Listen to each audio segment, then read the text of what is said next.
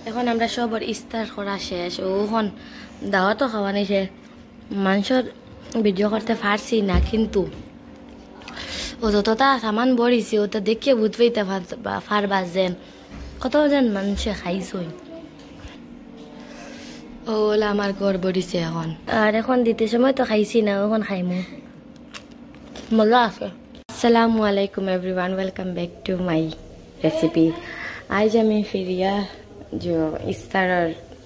video बनाई यार तो इनो बनाइमो हमें कस्टार्ड এখন बनाइमो हमें ছানা বিরান আর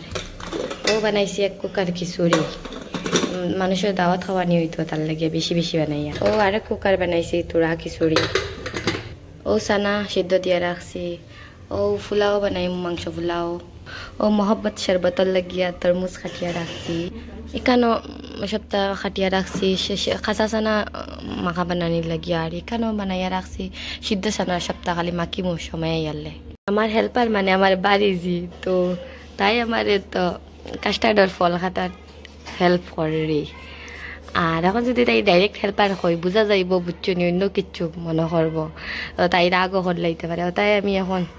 শর্টকাট হয়ে লইলাম তাই খাটের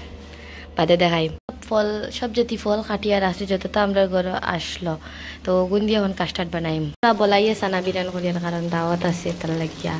আর ওই সাইডে আমি মহব্বত শরবতের দুধ গরম করে চেক করি আর দুধ নষ্ট না ঠিক আছে আর এই সাইডে আমার ওগুলা ভাগ বন্ধ হয়ে গেছে